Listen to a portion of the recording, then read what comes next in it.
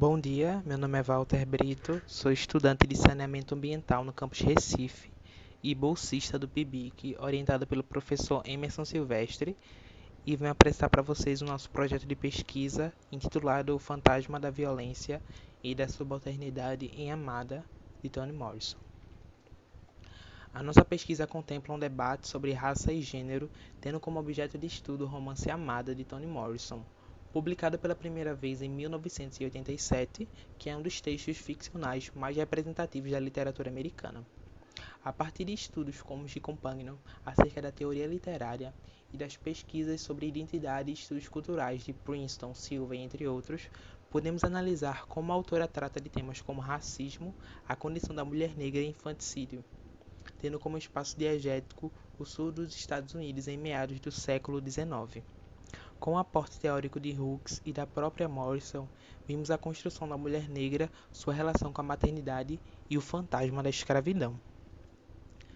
Nosso objetivo geral foi realizar uma análise literária do romance Amada, tendo como foco a violência que permeia as relações raciais e de gênero, sobretudo da mulher negra, explicitadas no texto. E os específicos foram explorar os artifícios estéticos utilizados no texto, com a finalidade de promover reflexão acerca dos temas abordados, desenvolver a consciência crítica no público leitor sobre as questões de gênero e de raça que perpassam o fazer literário e como elas reverberam na realidade social. Nossa revisão de literatura foi guiada pela óptica dos estudos culturais, buscando a visão do indivíduo subalterno, usando as questões da valorização da identidade negra e do feminismo negro para nos orientar nesse caminho. A partir disso, podemos entender a história no panorama da mulher negra escravizada e como sua identidade foi construída através das barreiras de opressão de um sistema que modifica sua vida durante e depois da escravidão. Na nossa metodologia, partiu do caráter bibliográfico, que partiu de uma abordagem qualitativa, cujo intuito foi recolher, selecionar e analisar e interpretar as representações de gênero e de raça desenvolvidas no romance. Então, houve a apresentação do autor e leitura do romance, levantamento bibliográfico dos textos teóricos, leitura e fichamento dos principais textos, tendo em vista a produção de um artigo e propriamente a escrita do artigo. E também foi feito, durante o fichamento, a técnica do grupo focal para uma discussão direcionada aos textos lidos e em que as pessoas desenvolvidas na pesquisa podem traçar aproximações e divergências em relação ao conteúdo desses textos. Nossos resultados e discussões começamos compreendendo a arte da literatura, os artifícios da linguagem e o uso da realidade e da ficção, a intencionalidade do autor e as funções que a literatura pode desempenhar, a importância do leitor e sua coexistência com o autor, já que os dois têm uma relação mútua, e dentro desse contexto, a literatura ficcional, essa criação de realidades possíveis em que se enquadra Amada pode ser um rico material para que possamos realizar estudos acerca da representação de diversas identidades, em especial as que são representadas no texto, aquelas que são oprimidas pelo sistema supremacista branco e pelo machismo. Entendemos o multiculturalismo e sua falsa visão de equidade das identidades, a construção da identidade perante as diferenças, como vocês podem ver de tipo Silva, e a linguagem no processo identitário. Vimos o poder na identidade e na diferença sobre as estruturas dominantes perante outras, e a criação dos estudos culturais para dar voz a essas estruturas que são oprimidas, de acordo com o Princeton, que vocês podem ver aí. E nós vemos também a perspectiva do oprimido dos estudos culturais em Amada, na questão de Seth, que é a protagonista, uma mãe negra escravizada, e como os estudos culturais servem para dar voz ao indivíduo que é oprimido. Vemos as imposições do sistema supremacista branco e como ele afeta a identidade negra e as marcas da escravidão que contribuem para o sentimento de inferioridade negra até nos dias atuais. Como vocês podem ver um recorte do trecho do livro de Ramos, em que ele fala sobre essa questão das imposições e do julgamento. A falta de difusão do feminismo negro e estudos afrocentrados abre espaço para o sistema capitalista, que é branco. Então nós vemos como amar a negritude e a pele negra de acordo com Hooks, é mais que um sentimento, é uma resistência política sobre tudo que é imposto e perante a sociedade do sistema supremacista. Vemos também o discurso feminista, que é dominado por mulheres brancas, e o reflexo do sistema supremacista branco, que estrutura os discursos feministas com o racismo velado. Os privilégios de raça e classe e lutas negras sendo silenciadas, já que as mulheres brancas e seus objetivos foram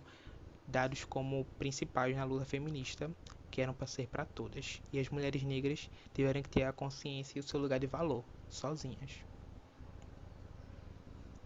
Então nós vemos como a mulher negra sabe o que é opressão desde o seu nascimento, e as feministas brancas privilegiadas são muitas vezes incapazes de dialogar com todas as mulheres, não conseguem ser comuns, iguais e acolhedoras nas causas de suas outras irmãs, não enxergam as opressões de raça e de classe que a mulher negra combate todos os dias. Então nós vemos os desafios enfrentados por Seth no livro como mulher negra. Vemos como o privilégio branco torna os escritos e estudos mais evidentes do que a voz do próprio negro, que realmente sofre com esse sistema. Então é aí que entra os estudos culturais para dar voz a esse negro. Vemos como as invasões brancas e a falta de civilização, o julgamento, né, dos brancos perante os negros e a sua, entre aspas, falta de civilização, já que é perpetuado sempre o julgamento ao negro.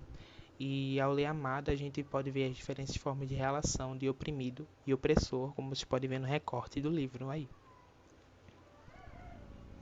E também vemos o fardo do homem branco, de que ele é detentor da bondade e do princípio de dar a humanidade aos negros como se eles não tivessem consciência. E a romantização da escravidão perante eles. Então nós vemos Margaret Garner, a escrava que assassinou sua própria filha e tentou assassinar os seus outros filhos. Mas vendo isso na perspectiva dos estudos que nós fizemos, vemos como a morte é uma forma de libertação. Como se pode ver um recorte do livro que se encontra aí, e vemos como a escravidão é um fantasma para Seth, porque ela nunca seria livre totalmente da escravidão. Ela, mesmo após fugir da casa grande onde ela morava, a escravidão deixou marcas não só nas costas dela, mas na vida, seja no trabalho, na relação familiar e na questão da sua filha, que ela teve que assassinar, para que ela não pudesse voltar à escravidão, já que ela poderia ser pega. E nós vemos o poder do autor na narrativa, da Morrison, como ela pôde escrever e se colocar no lugar do outro no romance, tendo as escritas tão minuciosas e a gente podendo ver de fato o papel da mulher negra e a marca eterna da escravidão na vida de Seth,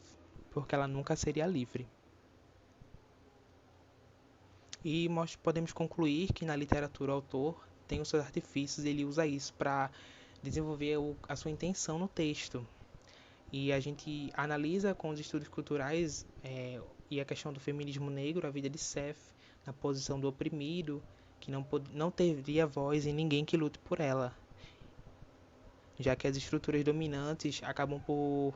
usufruir por tudo e oprimir a sua vida. E nessas discussões a gente vê a pauta da mulher, do feminismo negro, né, que não é adentrado no feminismo geral, digamos assim, pelas questões de racismo estrutural. E a gente analisa com a lente dos estudos culturais e do feminismo negro, podemos compreender que o crime que Seth cometeu sobre a ótica da possibilidade real de liberdade como ato de impensado amor e salvação à sua filha. Como a própria autora revela na representação do romance, Amada é baseada em fatos reais, nos quais Margaret Garner foi julgada e presa por muitos anos. No livro, o destino de Seth é sentenciado pela presença implacável do fantasma da sua filha, que funcionava como uma alegoria da própria escravidão, uma presença que lhe acompanhava por toda a vida, como uma lembrança da eterna dívida que a personagem adquiriu na tentativa de ser livre. Mas ela não ia conseguir ser, porque a escravidão é como um fantasma e